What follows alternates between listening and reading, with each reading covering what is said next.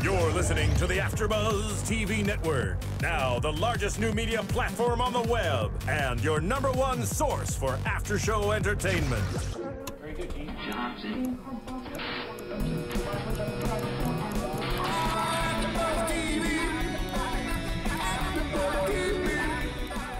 From the AFTERBUZZ Studios in Los Angeles, California, presented by Maria Menounos and Bing.com, and streaming live thanks to Akamai Technologies, it's AFTERBUZZ TV's Game Control Live. Hey guys, and welcome to Game Control Live. Joining me today, all the way across the table, always so far away, Grant Kohrmann. Howdy, everybody. And sitting next to him, the lovely Jaime Turney. Hello, everybody. And next to me, Kaori Takee. Hey, guys. Konnichiwa. And guys, I'm Dave Klein. And over in the booth, John Quick. Quick. Yes, I know. I'm in here all set up, all sitting pretty. How's everyone doing today? By the way, phone number down below you, it's 424-256-1729. Again, that's 424-256-1729. All right, guys. Thank you, John, and thanks for joining us. Unfortunately, you may have noticed Rachel is not here. She will be here again next week. She's just fine. She's on a little vacay, but we've got Jaime here with us, which is awesome. So today we're going to be talking about society is once again hating on video games, of course. So we're going to talk about that. We're going to do some quick hits with a bunch of lawsuits that have been hitting and flying around, and a whole bunch of Wii U updates, and a lot of games have been announced this week. So we're going to talk about all that stuff. But first, Grant, I believe you have an announcement to make. Today's May the 4th, people. If you're a Star Wars fan, even if you're not a Star Wars fan, if you consider yourself a geek, today's an important day. It's kind of celebrate Star Wars Day in whatever way possible.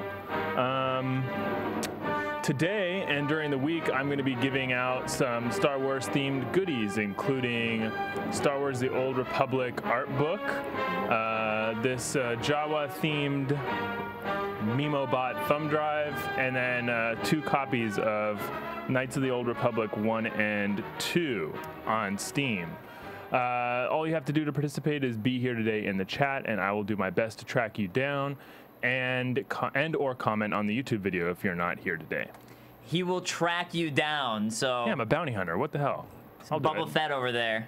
All right, so let's go ahead and jump into our first topic, which is Katie Couric happened to decide, I guess her staff or producers or her, or all-inclusive, decided to produce an expose on the dangers of violent video games and how terrible it is, and which feels so 90s to me. But apparently it's still a topic and it's still an issue, I guess. So basically she brought in a bunch of various people, kind of topics like Daniel Petrick, who was a teen who murdered his mother, shot his father back in 2007 after they took away his copy of Halo 3, which was a horrific event. But now, 6 years later, she's interviewing Mark Petrick about it, who is the father who survived, and he pretty much blames video games, it sounds like, for the entire thing.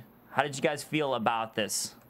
I didn't really like the story, but I mean, hey, I'm a gamer, so I think I'm almost required not to like the idea of the story.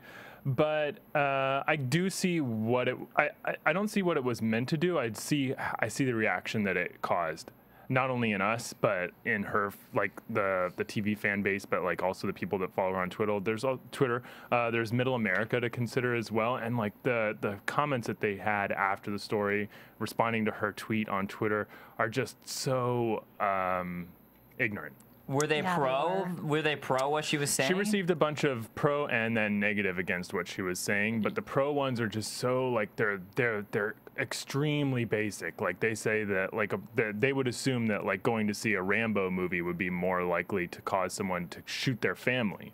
That's what I mean. Like they were making comments akin to that. They would be like, oh, if like you had a slingshot in a video game that you're playing, you would be more likely to exhibit violence. Yeah, you know, I mean, what's amazing to me is that, I mean, this is still something we're talking about. It's kind of disappointing to me, too, more so than anything, that this was such a huge topic on their show.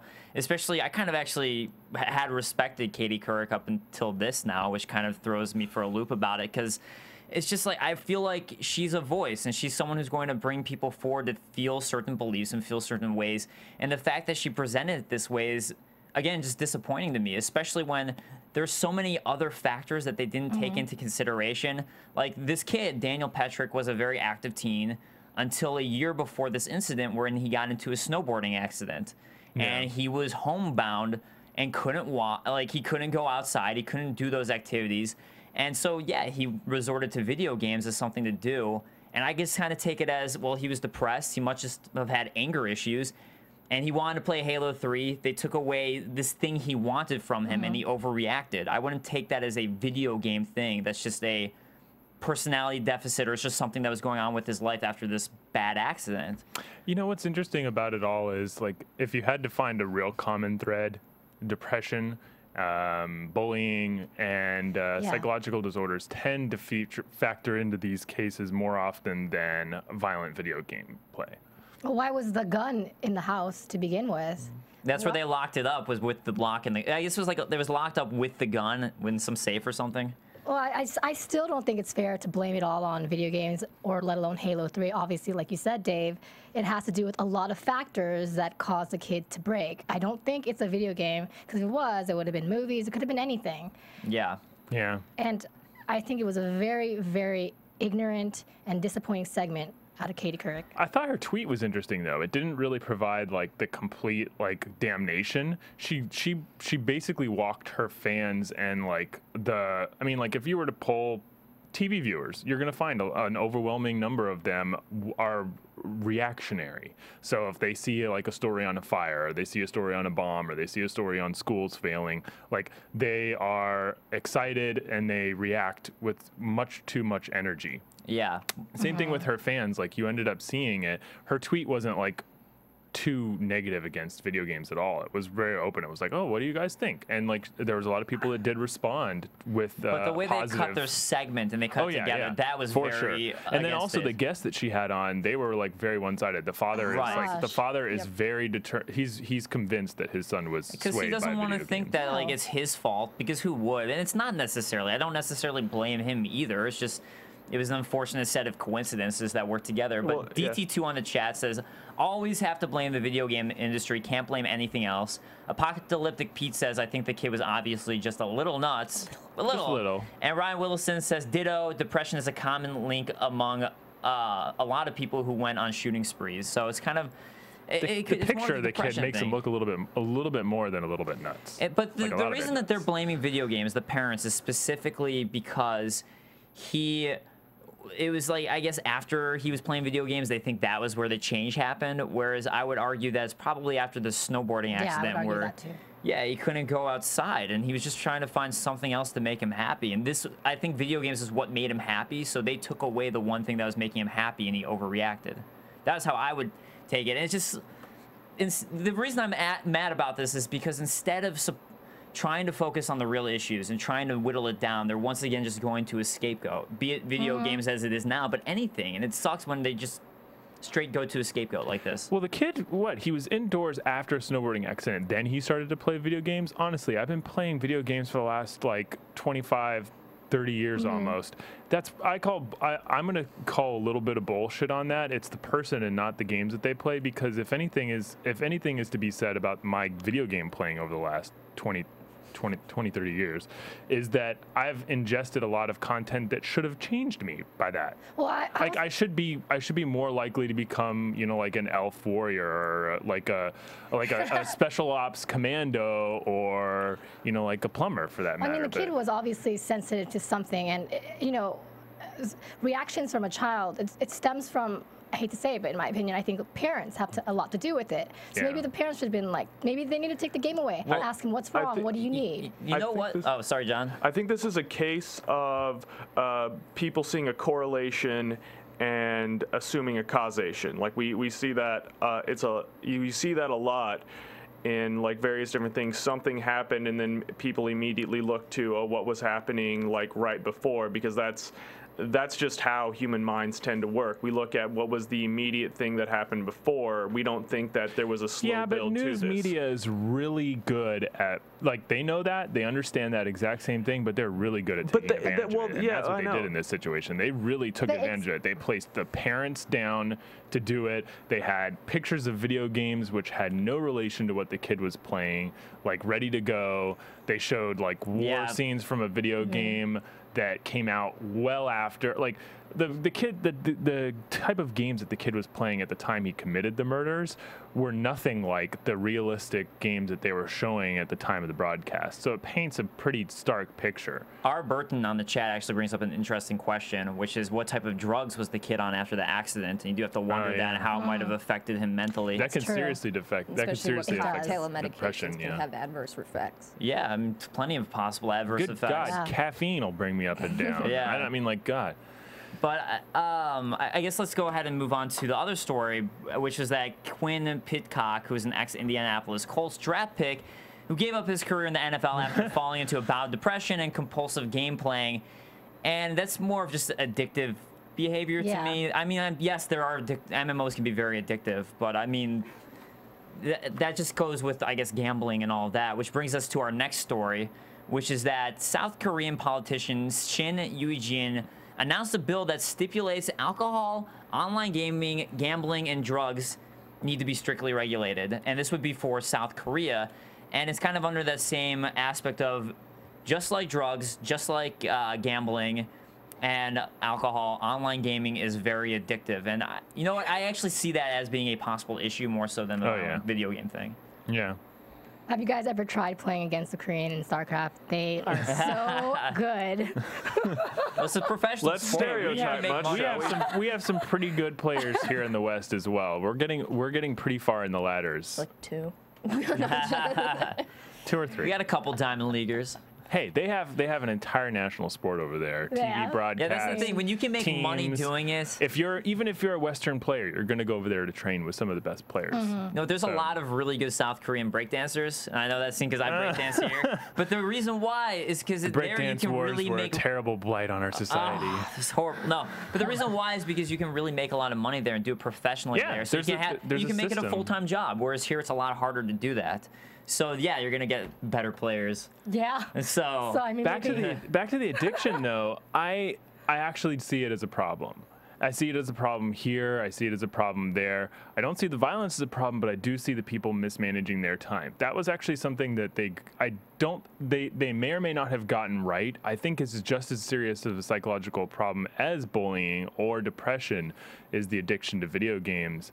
But it could probably be treated. I think that these people are addictive personalities to begin with. Like it would be alcohol, it would be pornography, it would be something else if it wasn't for video games. Like he wouldn't be attributing the failure of his career to video games. He would have been attributing it to something else. Something else would have dragged him down. And I totally agree with that. But that brings the question then, which is what Shin Eui-jin is trying to do in South Korea, of trying to stipulate regulations for online gaming, just like there is for drugs and alcohol. How do you guys feel about that? It's a little dangerous because there's so many people. I mean, we're talking about percentages here, and percentages of people who drink alcohol versus percentages of people who play video games that end up getting into dangerous situations. It's just, or life-threatening, or like threatening their way of life, their ability to earn money or live or react with society. It's just like, it's on order of magnitude. It's like much easier for you to play a video game and have a normal life. Well, to regulate video games in Korea might have issues with economic growth because the gaming industry is so big there. So if they were going to do that, I don't know how it would help or hinder the growth of that. I guess my one concern with it is that as trying to make a bill like that, I don't disagree that online gaming can't be very addictive. But I think when you have something like alcohol or drugs, you're ingesting something into your system that is going to physiologically change the way that you react and you get a physical addiction to it. Whereas, I mean, gambling, you're spending money, and that's kind of where the issue is with that. But I think with online gaming, yeah, I guess you could be spending that monthly online charge, but you're pretty much doing it to yourself. And yeah, drugs you're doing to yourself, you choose to take them, but online gaming doesn't give you that. It gives you psychological addiction, I believe, but it doesn't give you that same, like, you need to take it, you need to take that dose type of issue. I'm going to play devil's advocate and say being at home all day playing video games can be unhealthy for you. I don't disagree with that. It can be, but that's also a choice that you're choosing to make, which you can argue with drugs too. But I mean, it's kind of different where there's something you have to inject to get that high, you know? But there is that feeling of addiction to video games. I can't wait to go home. I don't want to leave. I have to get up just to eat. But you can say that about anything you like doing. Yeah. Like I could be addicted to breakdancing because I like going to breakdance. Sure. You know? It just happens to be healthy. I'm addicted to eating. You know, I like eating. I think it would be hard to regulate any of it. If you're a true addict, you're going to go out and find that alcohol. You go out and find that drugs. And the video games, even if it is regulated, I feel like it would be almost a waste of time. El Ocho's on the chat asks, how could that even be monitored, doing like online that's what gaming? I was thinking too. I think it's a dangerous like two-way street. If they start to regulate it, it could get out of control. Like you're going to end up seeing the money dry up from the competitive gaming. You're going to end up seeing like the quality of that type of entertainment just go down as it meets with the regulation levels. Well, here's where the scary part is, and I'm reading directly from the article that Dave is linking from. This is apparently his wording that is from the bill that they're putting through. It says, the governing body shall have the right to regulate manufacturing, distribution, and sale of addictive substances and can also limit the promotion of them as well. That's kind of scary because, you know, they could, again, like they could suddenly say, the government can suddenly start saying what is addictive and what isn't. Yeah. And then they essentially They do already, though. Well, but then they'd be chunking online gaming into that as well, and they could regulate just like with. I guess it would be akin sales. to the United States declaring certain games as controlled substances. Right. Yeah. Basically, it would be akin to that. It'll come with alcohol warnings, like it's 2.8 games. Maybe they're gonna print pictures of fat, like disheveled gamers on the back of It'd like just be their like a video cigarette games. carton, Yeah, right, like where the you have, cigarette like, cartons. with Warning, this may have you may turn into that. cancer effects, whatever. That'd be pretty funny to me. All right. I think I might buy the collector's edition just for that. I'm suddenly for this idea now. So I'm gonna keep with this serious topic here, move on to a bunch of quick hits, and start with one of the serious ones again, which is Sega and Gearbox is being hit with a lawsuit, basically claiming that the two companies falsely advertised Aliens Colonial Marines with unrepresentative trade show demonstrations, is what the lawsuit they're being hit with is. Which I kind of agree with, but at the same time, there are so many games that do that. It's hard for me to just point them out specific and be like, only they should get the lawsuit for this, because we've been seeing this forever since E3s ever. This is pretty systemic. It's not limited to one game or studio or even to, like developer for that matter. Everybody shows a tech demo, and the tech demo or the demo doesn't necessarily line up with the quality or the graphics of the final version. Scenes are cut, movies get stuff cut out of them all the time. It's an odd lawsuit, but I don't think it's going to end up. I don't think that they will end up getting hit with any type of fines or penalties. Yeah. Well, let me go ahead and read a quote from the lawsuit, which is, each of the actual gameplay demonstrations purported to show consumers exactly what they would be buying, a cutting-edge video game with very specific features and qualities. Unfortunately for their fans, defendants never told anyone, consumers, industry critics, reviewers, or reporters, that their actual gameplay demonstration advertising campaign bore little resemblance to the retail product that would eventually be sold to a large community of unwitting purchasers. And I think the thing with Aliens Colonial Marines is the game was so bad that that's why they're kind of able to get away with trying to hit them with this lawsuit. I recently saw an article of like somebody who's selling high-res captures of video games that are prepared by the publishers for magazines, because magazines are so high definition. Those are usually prepared when the game is announced, well before the gameplay, the engine, the music, animation, and all that stuff is done. It's interesting to think that we will look in a magazine and we will accept like seeing in-game renders like we saw from BioShock over a year and a half before it was released, and we don't have the same realization. We don't have the same, moment of going like, oh my God, the game didn't actually include what I thought was going to have in, what I thought was going to be in it. So it's because you're right. BioShock Infinite had a bunch of completely different scenes that didn't end up in, and then for that one, people are just interested, like, whoa, look what could have been in the game. And I just think the fact that it's less about like what was misrepresented, and I think this is where the lawsuit's going to fail. It actually is a lot less about what they misrepresented and more about them delivering a crappy game. And you really can't regulate that. I mean, it's again systemic. There are problems with that in the entire industry. Yeah, I agree. Well, let's move on to another lawsuit, which would be the Scribblenauts lawsuit, which is that the developer Fifth Cell and publisher Warner Brothers have been named for trademark infringement for the use of Nyan Cat and Keyboard Cat. And so they just got hit with the lawsuit as well. And the kind of curious thing about this is that Scribblenauts has been out for I don't know, like 6 years, and they've been using Keyboard Cat ever since the first game. Yeah. And only now that Nyan Cat is in Scribblenauts Unlimited, are they getting hit with these lawsuits. So hey, you start making money, people are going to try and grab some of it. That's pretty much what I think. Grabby. They just want money. So for the first Scribblenauts, I think that did well though. The first Scribblenauts. Yeah, I think they're doing well. But they didn't hit it. But it's a joint. They've been consistently doing well. Let's just say that. Well, it's a joint. Charles Schmidt was the one who uploaded Keyboard Cat, and Christopher Orlando Torres was the one who made Nyan Cat. And Nyan Cat was new for Scribblenauts Unlimited, so I think it's a case of Christopher Torres going over to Charles Schmidt and be like, hey, let's work together on this lawsuit and we can make a bunch of money. So I think that's what it is. It was probably Christopher's idea. This actually, I think, has more grounds of passing, although I don't like it, than the Gearbox lawsuit. Yeah. I know, those are the rules. You kind of have to follow them with that law, honestly. Well, actually, one of the questions was that I think Keyboard Cat actually wasn't even trademarked until after the first game. But then I guess technically they would have had to stop using it by after that. There's prior art to consider as well. Like, you can't just because something isn't, like, trademarked, it doesn't mean that someone can go out and take advantage of the time in period when it's not trademarked. Because, like, prior art, especially with artists, people producing stuff like that and not corporations, someone who's not open to parody, they have a lot of protection.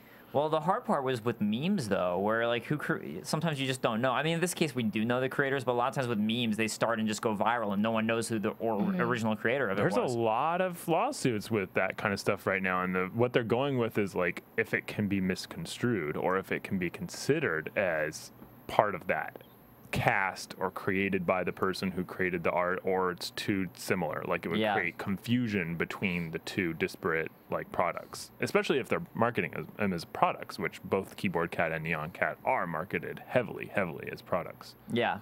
All right, well, let's go ahead and jump on a more fun story, and this kind of relates to what we were talking about last week for another quick hit story, which is that the Gears of War movie is back in the works. And we were talking about video game film adaptations last week. Here's another one now, which is that the Variety reports that Ted and Battleship producer Scott Stuber has now come up to produce the Gears of War movie. So this was in the works before, and now it's coming back and resurfacing, and they're trying to find a studio to join up with them to do it, but we now have a producer looking to, once again, start up Gears of War.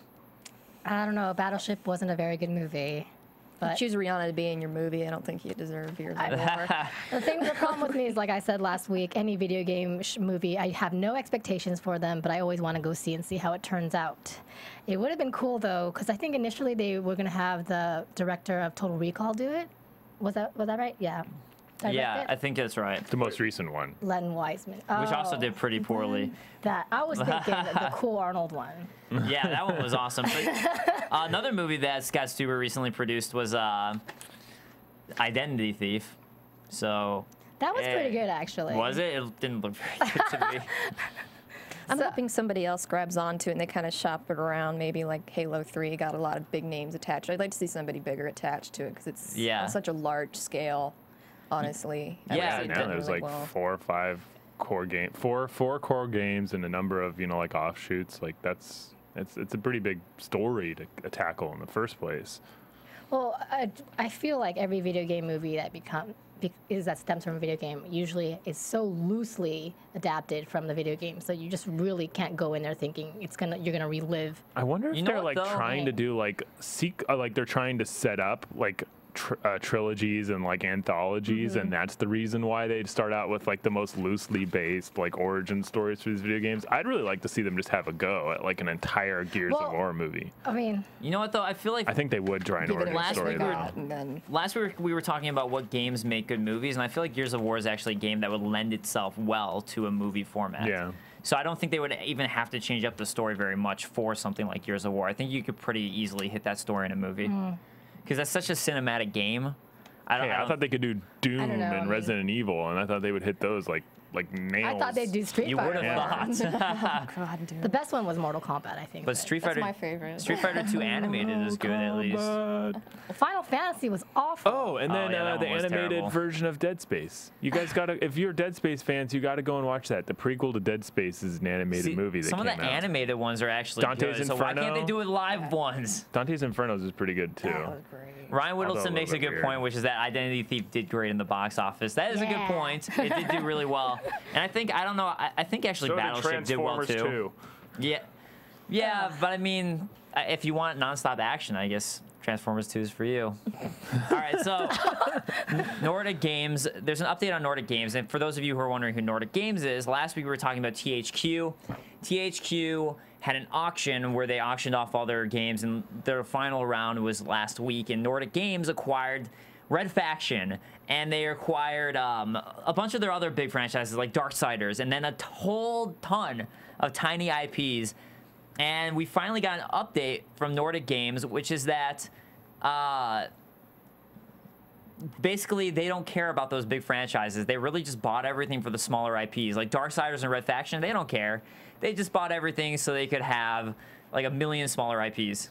They got it for a screaming deal, like what, $4.9 million, all those? That's a lot of money. We were talking about that during the week. That's a lot of money for a company that produces like those like 20, $15, $30 games though. Like I don't know if like if you think about it this way, we've been talking the last couple weeks about studios that have been going out of business because the games that they put a lot of money into didn't sell the units to get back, and we were shocked that like it costs so much to make some of these big budget games like Darksiders, Kingdoms of Amalur, some of these games that really brought down the companies that made them. But God, I mean, 4.9 million? Well, it's actually like that's a lot of money. Well, it's actually kind of funny. Some good titles though. Yeah. Well, it's actually kind of funny because like that's kind of par for the course. I mean, Deep Silver, that I forget what they acquired Volition from them, which is the Saints Row makers. They bought that for like 22 million, whereas like Ubisoft and a few of the other companies that bought everything up in the initial auction were all paying like under $1 million for like entire studios. Ubisoft got THQ Montreal for I think like 200,000. Steal. But I mean, the reason I'm bringing up this story though is because last week we were wondering who the hell Nordic Games was, because no one has ever even heard of Nordic Games. Yeah, and during the week I did research on it, and it's just like I still am trying. All they make is like tiny. All they make is tiny doo-doo Wii shovelware titles. That's all they really make. And so the CEO, which I believe is he came out and said, I wanted the smaller assets. Pretty much everything that was left after the February auction. We were part of the auction in December, but we decided not to go for one of the big IPs because it's just too much money. I don't want to own a studio. I'd rather own the rights to the IP. He could have owned like 3 of the ones that were sold otherwise for 4.9 million. But all he wanted was the smaller ones. He didn't want Darksiders or Red Faction. Yeah. That's the point. He's not even planning on making a sequel right now. And what's interesting is like he just even if wanted he had those small, bought tiny it, ones. even if they had spent that money, like they'd have to pour tons of money in it to try and make it with all their staff. And really, what are they known for making? That's what I was looking up during the week. They're known for making the sing titles, like the quick puzzle stuff, the stuff that doesn't involve voice actors, animation, you know, like heavy stories. They're like puzzle games. Right. Well, I mean, that's the point, though. The point is that they're not going to have a Red Faction sequel. You're not going to see one of those anytime soon. You're not going to see Darksiders anytime soon. You're not going to see ATV Cross MX or whatever that title is. You're not going to see that anytime soon. All they cared about were the small doo-doo titles that THQ had that nobody wanted to play in the first place. Small doo-doo what? That's all they cared about. So like the 20 or so IP titles that we didn't even mention last week that they happened to buy, that was all this company wanted. So all the cool games, they don't care about. And I was maybe hoping that they're they'll gonna sell them off. Yeah. They're saying that maybe they'll do something in the future, but it won't be in the far future. So they can start a new reality show, like flip the video game franchise. So where they go in, they like spruce it up, and they do a bunch of like concept art for it, and then they flip it. You should go pitch that. That would be really, I'm sure that would do really well. I'll be right back. I gotta go. All right, so with that said, let's go ahead and jump on the fun topic, which is our gaming moments of the week.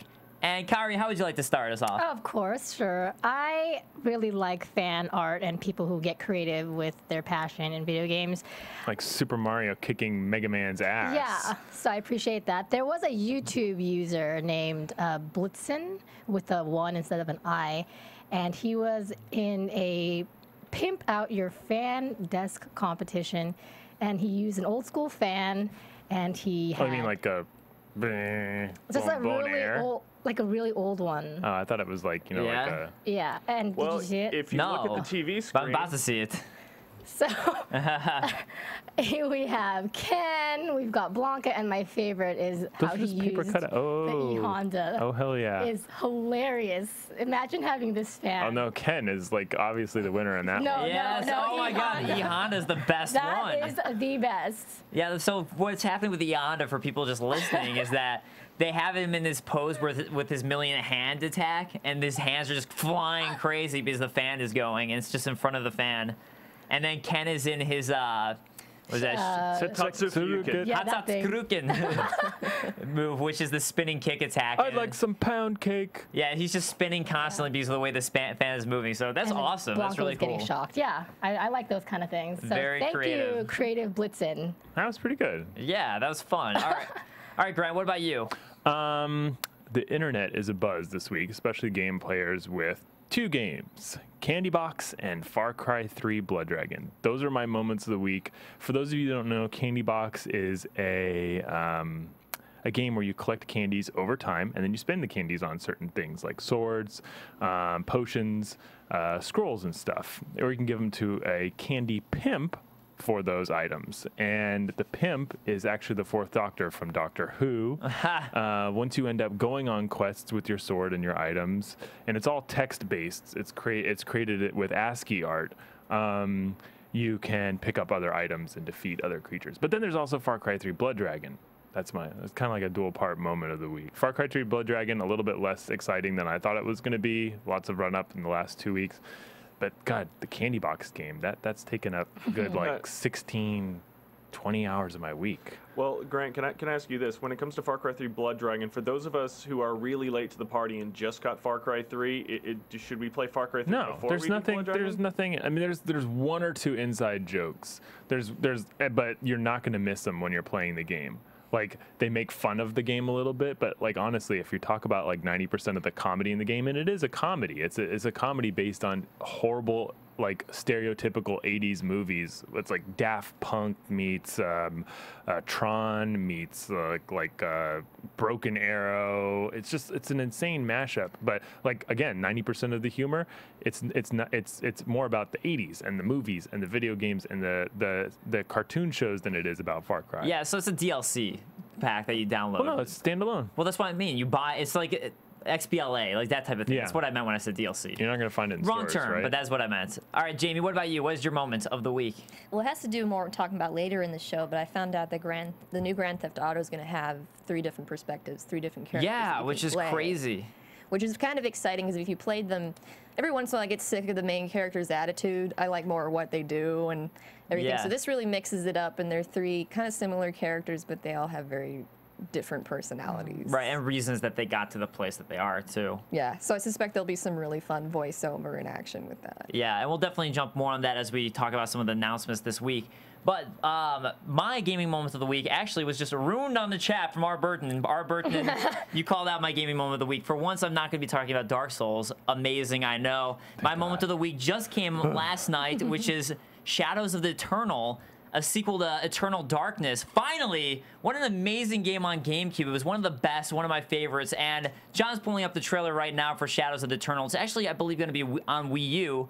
So for all of you Wii U buyers, because there's a lot that has and hasn't been happening with the Wii U, finally an awesome third-party title coming out. I believe it's on Kickstarter right now if you want to support it, but Eternal Darkness is one of the coolest survival horror games, because it would completely mess with your trailer, it would mess with everything that was happening. And need a pool filter?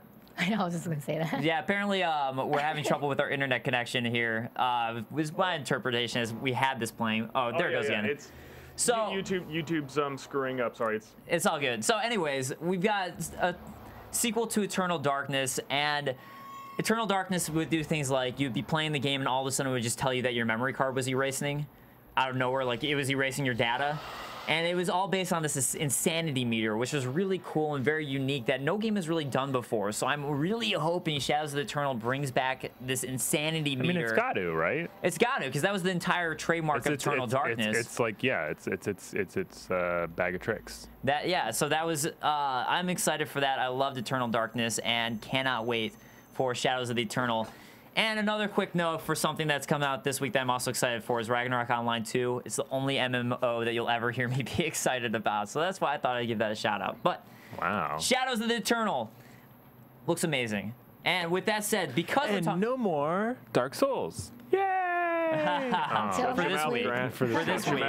Shit. So, because we're talking about Shadows of the Eternal, which is going to be a Wii U game, that kind of brings us up talking about the Wii U in general, because there have been a lot going on with the Wii U this week. And the first story I want to bring up is that Nintendo's now advertising the Wii U on the Wii. Because they finally figured out that... Someone called this, too. The thing is that nobody seems to know what the hell is... like, what the Wii U is. There's so many people who don't even understand that the Wii U is not the Wii, and that's a different system entirely. They just think that the tablet part's an add-on to the Wii, or they don't even realize there's a new system out. So there's advertisements, like there's pop-up messages on the Wii now telling you that, hey, guess what? There's something out there that you might not know exists, the Wii U. It ain't an upgrade. It's an entirely new system meant to compete with the next generation of, you know, like consoles. And it's really weird because like last week I was hearing everybody talking about like, God, they're having a lot of trouble with their fans. There's a lot of people sitting at home going, and we talked about it with the Ouya and other stuff. A lot of people are just content at sitting at home with their Wii and watching Netflix and playing, you know, like the virtual console titles, as opposed to going out and buying the Wii U for the handful of titles that they might enjoy, as opposed to like an entire board. And lo and behold, this week, beginning of the week, they started spamming these pop-ups to the console saying, hey, the Wii U exists. Well, it literally says, quote, it's time to discover Wii U. Wii U is the all-new home console from Nintendo. It's not just an upgrade, it's an entirely new system that will change the way you and your family experience games and entertainment. Seriously, buy our system, please, please, please. Yeah. They lowered the price. The retailers are getting lowered prices for the system as well. It's now down to what, 149 pounds? Really? I didn't see that. Pounds, mind you. Well, yes, that's like $300. But some have the misunderstanding. So this is a quote from Iwata. Satoru Iwata is the new head. Some have the misunderstanding that Wii U is just a Wii with a pad for games, and others even consider Wii U gamepad as a peripheral device connectable to Wii. We feel deeply responsible for not having tried hard enough to have consumers understand the product. And a lot of that goes back to what I was saying last week, where I really think they just need to switch up the name, and that's why I wish...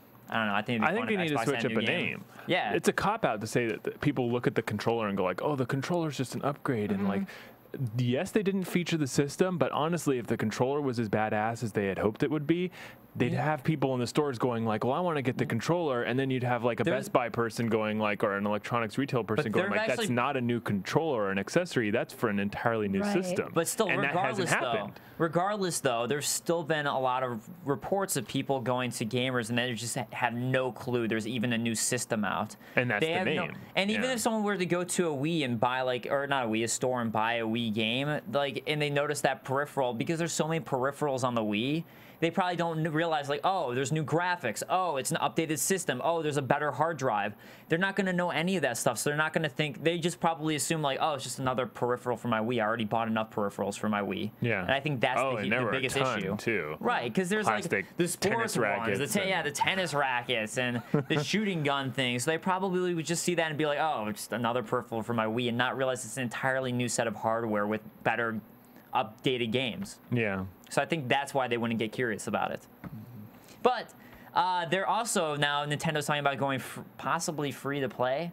And Satoru Iwata told a group of investors that we will not simply change our existing packaged software distribution channel.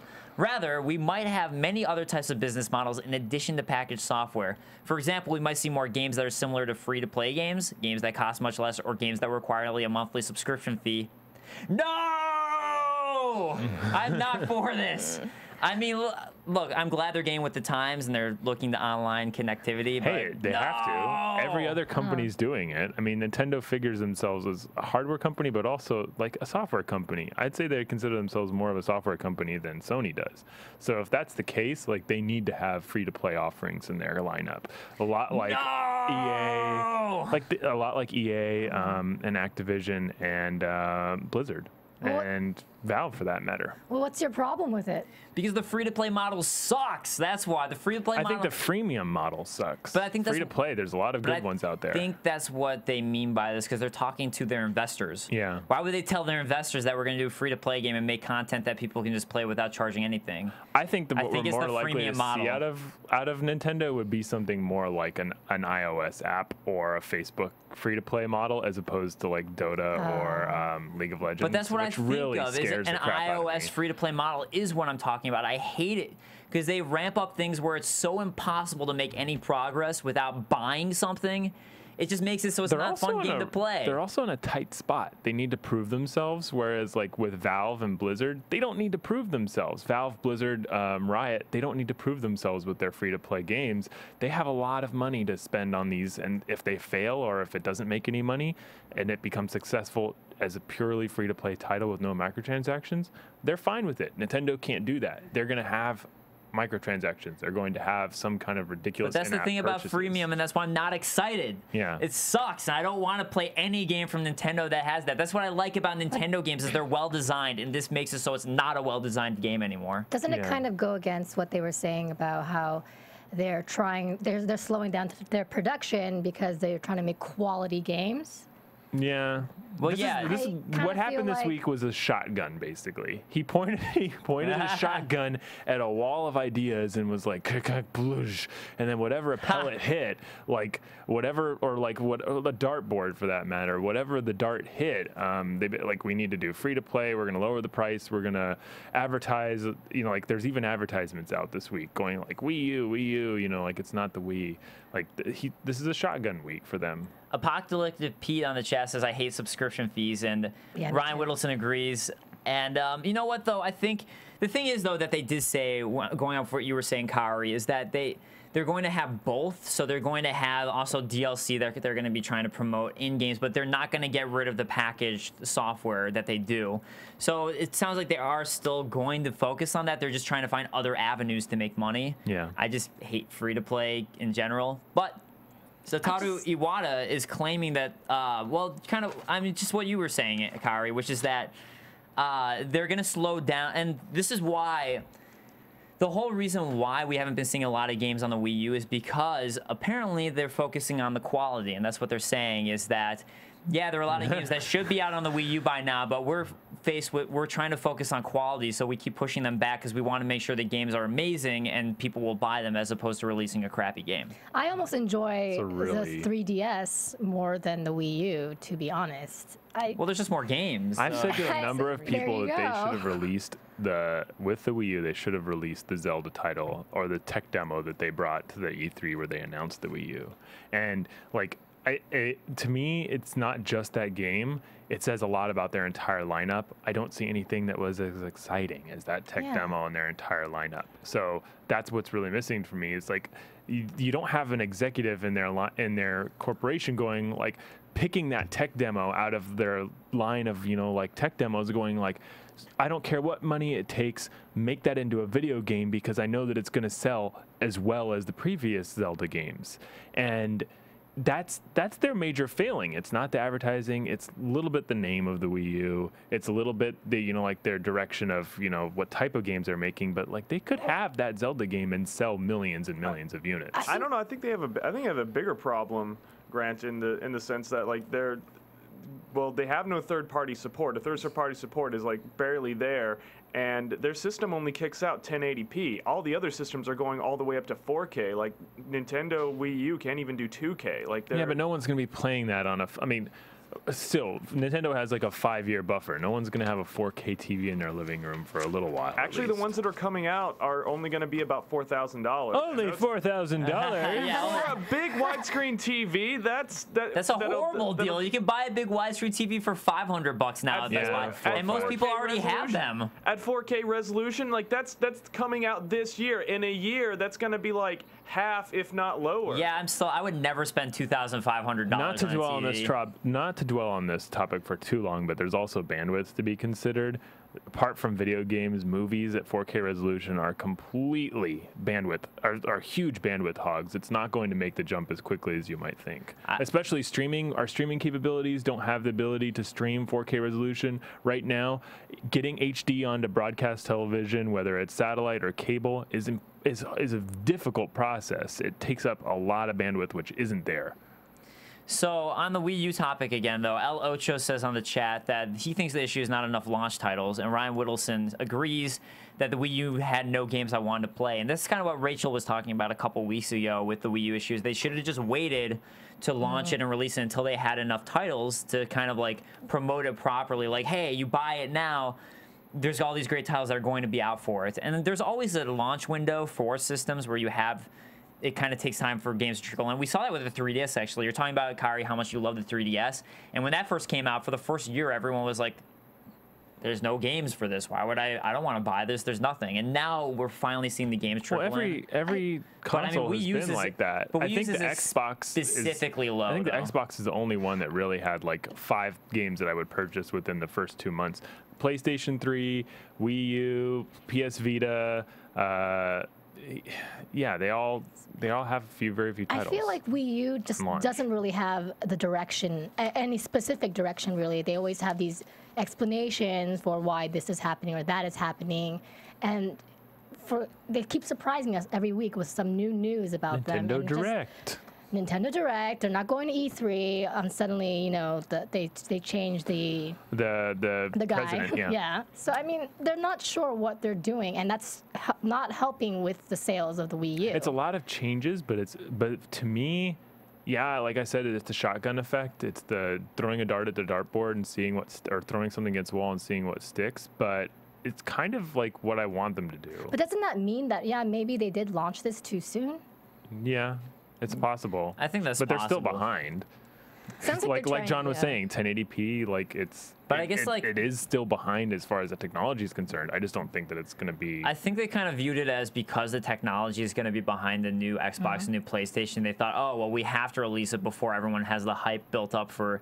Look at the new graphical capabilities and all that of the new PlayStation and Xbox. Yeah. That might have been the case, but they still needed more games and more content to entice users to buy it. Yeah. I mean, honestly, I just played Nintendo Land yesterday. It's my brother's out here for his bachelor party, and that's what we were doing, was playing Nintendo Land, and we had a blast. It was a lot of fun. So there are fun games, but it's just not enough. Well, yeah, I think Wii U is fantastic for family or group games. I think it's one of the best consoles out there. Any Nintendo console is fun with a lot of people. So maybe they should focus a little more on that. I don't know. I agree. I feel like they're trying to just switch things around, where they're trying to save money in one area and then maybe spend it in another and see what works, maybe mirror some of the other companies' ideas. And they're just trying to up their ante money-wise. I think a big issue, too, is that one of the things that they were trying to tote was all the third-party support that they were going to have when they first went to E3 with Wii U. And we're seeing a lot of that fall through. Like, we were supposed to have Rayman Legends by now, but that ended up getting pushed and then ended up becoming multi-console. Yeah. And a lot of that support that they were supposed to get hasn't totally been following through. I mean, there are games coming out that would come out for 360 each console that come only out really for Wii U. has one developer or one publisher with a unique, I don't think that the console specific titles are what really. No, I'm not saying console specific. I'm saying that at least they have the third party support in terms of, hey, if this game comes out on 360, it's also going to come out on Wii U. Yeah. Like, they were trying to tote that they were going to be getting all those games, and they haven't been getting as many. And they've been different too. They would be. They've been vastly different. Well, they come out 9-10 months later. Right. Well, I mean, I played Batman Arkham City on the Wii U, and it was still the same game. They just had a couple extra features for the Wii U. The stuff in that version of the game is more fun, in my opinion. Like it heightens the aspect of like the virtual reality stuff. They actually did do a good job with it, but I mean, again, like you said, it was 9 months later. Yeah. So I mean, that's the issue, is that everyone had already pretty much bought the game and wanted to play it. That's my only thing that holds me up, was like I made the conscientious decision that it's like, oh, is it enough to actually want to get the game? And it was no, and the price was as high as the previous Arkham City that I had purchased. So I made the choice right then and there. There's other games that deserve my attention at the moment, and if all I'm going to be getting is that virtual reality stuff, no.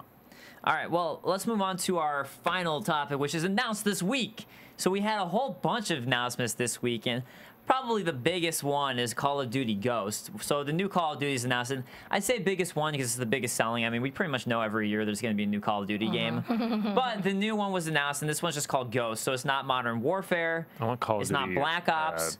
Dinosaurs. Call of Duty. You mean like basically the new Far Cry game? Yeah, it'd be the same type of thing. Yeah. But Call of Duty Ghost is the new one, and the whole aspect is they're wearing these masks like you would wear. But I mean, it pretty much looks like Modern Warfare, but just with a new title onto it. To me, I mean, there wasn't much to the trailer. It was really more just a visual of people and wearing different masks. We didn't really get any gameplay in this trailer, but it's announced. And it actually leaked that it might be coming out in November, like a poster leak that had the release date. So that was an accident on their part. It totally makes sense. I mean, they don't have anything previously lined up this year, and like it makes sense. Like they want something for this year. I mean, it's a Call of Duty title. Like the joke that they have a yearly title, it's holding true. No, I mean, I think it's true that's November. It's just, I don't even know why they would try to hide the date anyways. I mean, I guess they want to have their big announcement, but everybody knows. It looks bad if they waffle. It looks bad if they waffle on the date, though. That's why. If they say November and they actually release it in December, or they release like they want to make sure that really is the date. Yeah. It could make the difference between, you know, like a couple hundred in sales, a couple 100,000, sorry, of units sold. Apocalyptic Pete on the chat says, "Oh my God, what a surprise! I never thought there'd be another Call of Duty." That's how I imagine he said that. No, it's good because you don't get the sarcasm over the internet with text. But I imagine that's what it was.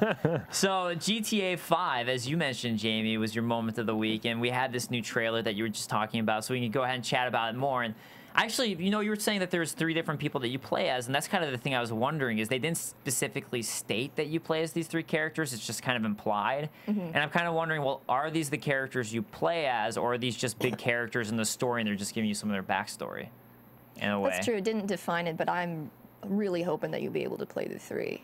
I think it'd be nice. Yeah. They have done it with some of the expansions, like with the Grand Theft Auto 4 expansions. They allowed you to play, you know, like a biker. They allowed you to play, you know, like a couple of different characters instead of playing Nico. So yeah, I mean, they probably will, and they have to find some way to make GTA 5 different than the previous ones, and I guess that's the way to do it is, hey, you're not just playing one campaign, you're going to be playing 3 campaigns simultaneously. But then it would kind of blow away the fact that they've relied on DLC to introduce those characters in the past. Right. Or standalone games. But then at the same time, I wonder, I mean, the way that it was making it seem in the trailers, you kind of get to choose which trailer you want to watch at the beginning. And you can watch through all of them if you want to just let it play out. But if you choose which one you want to watch, maybe it's like choose your character and you get to choose which character you want to play as throughout the entire game. If it's 3 separate chunks throughout the game. It's like, it might be kind of like one of those movies. Grand Theft Auto, like Effect, Mass 2. It might be like kind of like the 1997 movie Go, where you have different perspectives. So once you beat one character, you can play through the other character's eyes, and then their paths collide. They're different. El Ocho on the chat says maybe who you choose will dictate the story, even though they might overlap. And I'm imagining that might be the case where you see the other 2 characters no matter who you choose, but your character's overarching story is the one that ends up winning out. Yeah. And then if you choose a different character, that character's overarching story is the one that wins out. Which character were you guys more intrigued by? I personally like the redneck. The redneck? I kind of like him too because like I think it's different, way different than any of the other characters. Plus, like with the I can't remember the name of the expansion, the motorcycle expansion. We were dealing with the Grand Theft Auto 3 expansion. You got to deal with a lot of rednecks rednecks in that one, and like the bars and like the bikes and all that stuff. So I kind of want to see him. I like to play as that character. Yeah. What about the third guy seems to really like to punch people, so I'm pretty interested in see. That was She's all a puncher. that third. And that's all that matters. I believe just it's thought that was Grand Theft Auto hilarious. 4 The Lost, Grant. Oh, yeah. The name of the biker group. You know, I'm gonna say I'd be the only one who said that was the character I was least intrigued by playing. I'd either go with the Italian mobster just because I liked his anger management story, or I would probably go with the ghetto character just because. The I don't ghetto know. character. More exciting. Yeah, I don't know why. It's just kind of like more fun to me for some reason. I think it'd be more like storyline. the protagonist from Grand Theft Auto 2 then. It would be kind of like that because that's what you had in Grand Theft Auto Which I 3 like. 2. Yeah, 3. 3 2. It was the second of the Grand Theft Auto 3s. But then there's also I think Grand Theft San Auto 2, Andreas. San Andreas, yeah. Yeah, which was a Grand Theft Auto 3 title. It was Grand Theft Auto 3 Oh San yeah, 3, Andreas. 3, 4, yeah. Yeah. It's pretty exciting. 'cause Actually, that was Grand Theft Auto 3 3 because 2 is Vice City. Yeah. Sorry, go on. okay. What were you saying, Jamie? No, it just makes the universe so massive if you have the ability to possibly play these 3 characters, and then the actual size of the game of where you can go is Staggering. what is huge between the 3 and 4, or no, Red Dead 4, and then part of San Andreas. Yeah. Which is Their that games are massive. huge. They are All giant. 3 bigger than all 3 combined. And I think this one's going to be coming to current gen consoles, so that means it's got to be bigger than GTA 4 if they wanted to. I've said repeatedly that I think that like some of these big titles, like the ones that cost like hundreds of millions or millions of dollars, are going to be coming to this current generation, but also as titles in the next generation. Yeah, as but I'm well. kind of curious with this one because they've been in development for such a long time. If they really were able to put that much effort and time, and especially with how massive GTA 5 I'm assuming would be, how much more expensive it would be to create the graphics and assets to put it on a next gen console. I think that since the new consoles are going to be more based on modern computers than they were the previous consoles were, that the developers have moved to creating most of their games first on the computer and then specifying them for the consoles for this next generation of games, the games that release in fall and then 2014, 2015. Yeah. Which would make it easier to port the game to the new generation of consoles, and then like the I guess technology. they kept the graphics the same. Yeah. But so DT2 on the chat says, cannot wait for GTA 5. Agreeing with you, Jamie. The map looks more enormous than previous entries. Yeah. More enormous. More enormous. So, well, you just That said works. the map looks enormous than previous, but I substituted more in there. So another bit of news kind of related to Call of Duty, so jumping back to the Call of Duty topic, is that Respawn Entertainment is the group. So if you go back in time to Call of Duty Modern Warfare 2, let's rewind, in Call of Duty Modern Warfare, that was made by Infinity Ward. And there's a giant, epic, kind of weird thing that went on where Infinity Ward got kicked out of making games for the Call of Duty franchise, and all the head execs left because they wanted their bonus they were promised, and instead Activision says, screw you, we're not going to pay you the money we owe you. Kicked them all out. The execs and the higher up started a new company called Respawn Entertainment, and this was about like 4 years ago. And finally, we're getting the news of the new Respawn Entertainment game, which is allegedly going to be exclusive to the new Xbox. And that's all we know about it. It's going to be exclusive to the new Xbox and might take advantage or only use the always-on feature of the new Xbox. That's the rumor. So vague. Yeah. Well, People were making fun of Destiny because it was so vague. This is vague. Well, there's also one thing to note about it. They did say that it wasn't going to be a realistic military shooter. Oh, thank goodness.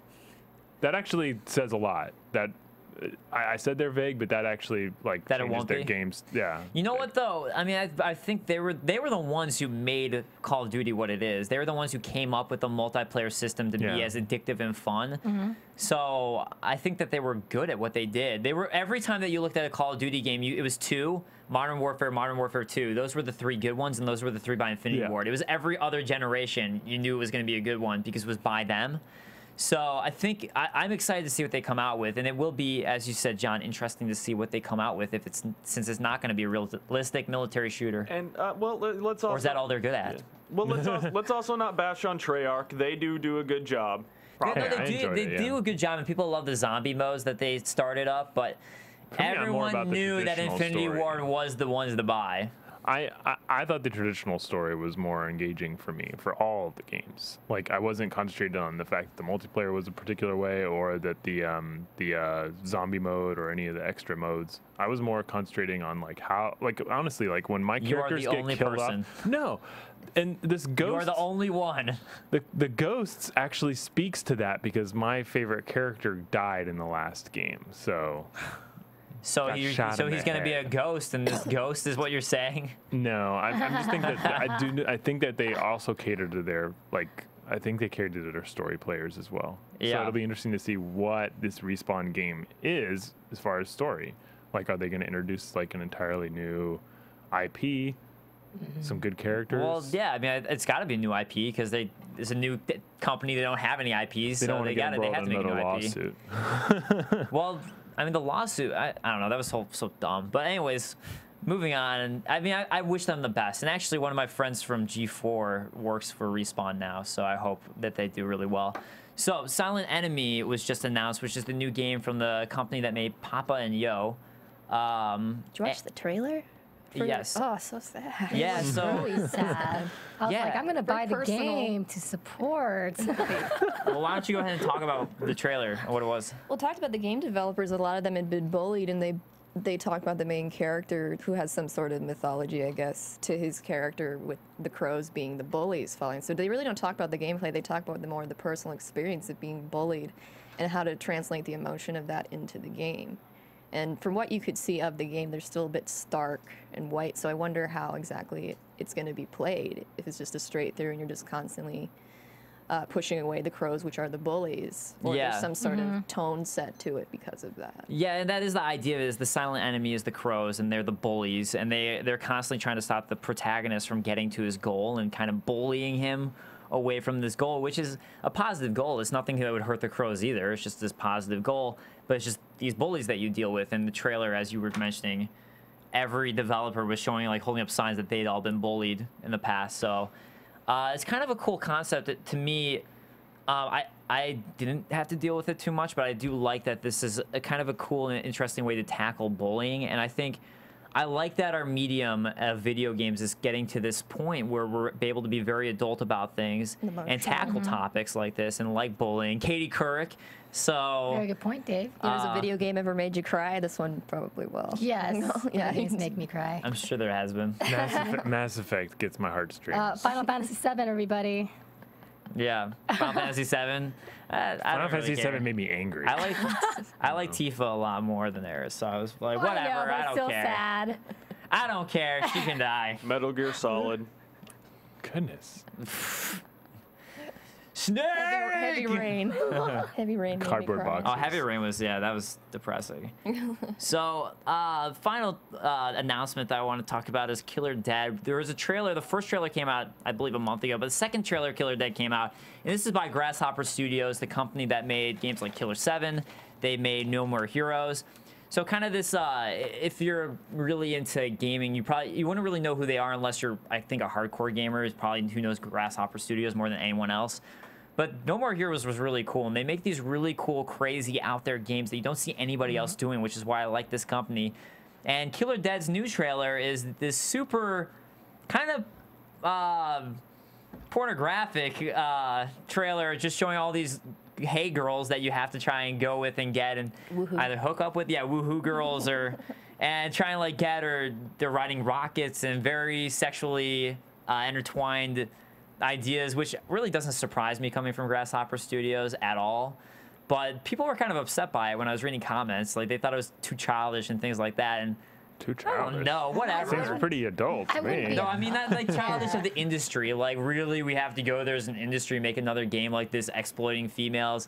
I think that the whole childish stupid argument. No, I think childish portions of the industry are the ones that, like, basically clone the Call of Duty and the Modern Warfare gameplay and multiplayer.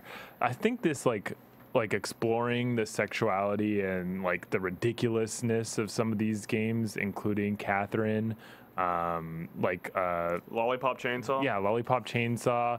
The guy who made. Well, the specific quote. Suda51. Yeah. Well, the specific quote I'm reading from this, or that I'd read, was someone saying like, "Great, now another game. I'm gonna be living with girls, and it's just a game I'll be embarrassed to play in my living room with girls around." Well, those girls shouldn't care. I knew a lot of girls that played Catherine though. Yeah. Like. There was no Rachel problem. dresses up like Catherine. There's no problem with playing a game like that. In fact, like people like it's more about the fact that I think that's more about you and that you're you can't just play what you want to play. Those stories allow you to play games different. Yeah. Different games, different puzzles, different stories. So I think I like those games. Yeah, the you know quirky what? ones. I actually- the sexual games are fine. You know what? Watching the trailer, I was really curious more when I watched it. I was like, wow, what is this game about? And I didn't totally understand what the gameplay was going to be, but being that Suda51, being that's Grasshopper Studios, I was just like, you know what? I'm really intrigued, and I want to find out more about this game. And that's how the trailer hit me when I watched it. What do you think of those Intrigued. gigolo glasses? Yeah, Oh yeah, the gigolo glasses. You know, The there's gigolo there's a lot of things. We need to put this up so that people can see it. I'm gonna go and find it like No, right please. now. So the gigolo glasses are X-ray glasses that let you see through girls' clothing. And mine too. And mind. See And through mind. mind is an makes important the thing. mind You can think of makes what, the you mind can see what she's clean. thinking, which is very important for a man to understand what a girl's going through at times. Oh. Yeah, I mean, you know what's funny about it is the story intrigued me as opposed to, it kind of made me curious, like, what's this game all about? Whereas No More Heroes I loved as a game, but it had the worst, cheesiest story ever. That was the point, though. But this one actually looks like an interesting story for a change, which I'm like, whoa, I'm kind of like, I want to see what this is all about. So, I don't know. I was personally not intrigued by it at all, but I saw nothing wrong with it or nothing offensive. But I wouldn't get it. No More Well, Heroes I'm was offended like, that you weren't offended. No, I'm kidding. I like No More Heroes. I like No More Heroes too. I just didn't like the story. The story aside, it has a very quirky, enjoyable. Like I gave its story a pass because it was so off the wall. Well, I'm just saying like the writing was so off the walls, it was a little bit too much for me. Yeah. But because it was all English too, which was a joke of it. But so R. Burton on the chat says see-through girls' clothing. Now I'm interested. Yeah, go sex watch is a the great trailer. motivator to defeat a game. So you know, I'm excited for it too. But let's go ahead and jump on some viewer comments from last week and also the answers from the questions of the week. So last week I posed the question for you guys, which was how you feel about Always On for the new Xbox. Now on YouTube, Gerard Rayford said, as a person who will be getting the PS4, I feel bad for people wanting to get the new Xbox. It seems like the Always On feature seems like a big money grab that is slowly killing their fan base and pushing them towards Sony and Nintendo, as Microsoft seems to be focused more on hardware and useless stuff rather than exclusive games for the system. Persistent Thug says, I don't think Xbox 3 will support an Always On for gameplay like past rumors have suggested. So, and we're kind of finding that might be an in-between, but we'll know soon, May 21st. Yeah. And on the Xbox topic, Damon, or at 5150 Silverback, tweeted at Game Control Live, I don't like how Xbox 720 is not going to be backwards compatible. I hope it has a good amount of games. And I can agree with that. I have a lot of 360 games now. I hope too. I hope with you. So let's all hope. So we have a bunch of questions. Pointman01 asks if any of us are PC gamers. I guess we can go around the horn. Definitely a PC gamer over here. I saw that comment on YouTube. I play a lot of PC games. As I've started to review games for my website, I'm playing the Xbox a little bit more, but my game history is solidly in World of Warcraft, EVE Online, League of Legends. Can't play those on the console. All right, what about you, Jamie? Only Sims, because it's so time consuming. Yeah. I have to take significant breaks from it. And I'm more of a console gamer. I actually answered your question on YouTube, but I'm more of a console gamer. I do like PC games like StarCraft, and I play Steam games. But I would associate myself as a console gamer more so than a PC gamer. And I love old school adventure games. Those were the bomb. Yeah, I'm definitely a console gamer. PC games, I prefer playing PC games when it's multiplayer games. Yeah, I know Rachel, I think Rachel does play PC games. I think she's more of a console gamer as well, but she plays PC games too. So 911 Nomad asks, do we feel that most new games earn the $65 price tag? No. And personally, he thinks some games do, but most don't. So no. I was saying that like with the digital distribution last week, my comfortable price range is in between 45 and 50. And I would love that. Yeah. I of course would love to have it be cheaper, but I never complain spending $60 for the package because $60 is a lot cheaper to play for months and months at a time than to spend on a steak dinner. Yeah, it evens out, I feel like. It totally does. I think it just kind of, yeah, I mean, that's how I used to always think about it, but I kind of just think it depends on the game, too. I would agree with his statement that it depends on the game. Some games I buy, and I'm totally comfortable with how much money I put down, and sometimes I'm just like, man, that was not at all worth my $60. So, depends on the game. And I think once they raise the price from $50 to $60, I think it upped my standard. Just that $10 difference upped my standard for how good a game had to be worth the cost. Oh, totally. I just wish like the downloadable content that you can get add-ons were not extra. If you buy it for $60, they shouldn't have that price. I'm willing to pay for any franchise I've had before, but otherwise I'd try something out on GameFly before it was new. Yeah. Before buying it. GameFly's good. So on the chat, Apocalyptic Pete chimed in about Always On, saying Always On is just so they can throw more stupid ads at us. Which I tend to agree with that. I can see that. Finally, Konami said on the whole topic of Wii U, the people who bought a Wii U are the ones I feel bad for over anything else in 360 and everything. Oh yeah, totally, with the price drop too. Ugh. Yeah, well now that they have the price drop, I'm like, damn it! But I don't know, I get a kick out of my Wii U, and it's actually brought me a lot of happiness, so I'm fine with it. So, new question of the week for you guys. So definitely hit us up at Game Control Live on Twitter for the answer, or on YouTube or iTunes. Yeah, and if you comment on YouTube, you get a chance to get one of these. Or you can win that art book that Grant has. So, how do you... KOTOR. It's May the 4th. Hold up that art book, Grant. Please. Yeah, this is a pretty nifty art book. So, as Grant shows off the art book, question of the week is, how do you feel about violence in games? And is it still worth discussing? Or are we over it? Was that so 90s and we're done with it? So is it still worth discussing?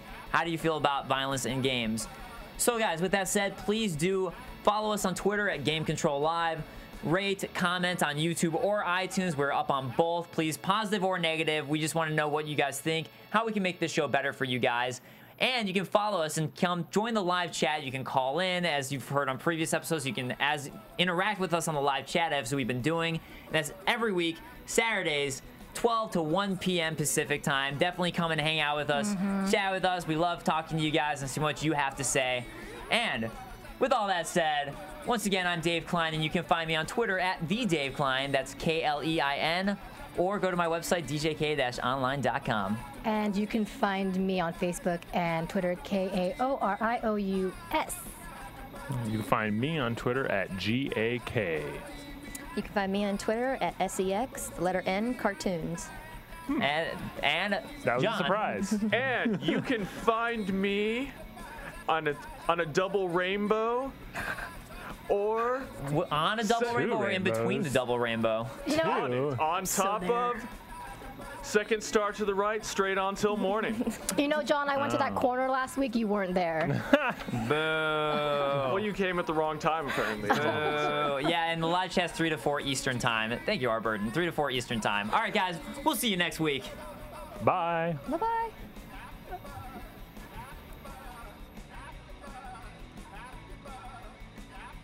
From Bing.com, executive producers Maria Menounos, Kevin Undergaro, Phil Svitek, and the entire AfterBuzz TV staff, we would like to thank you for listening to the AfterBuzz TV network.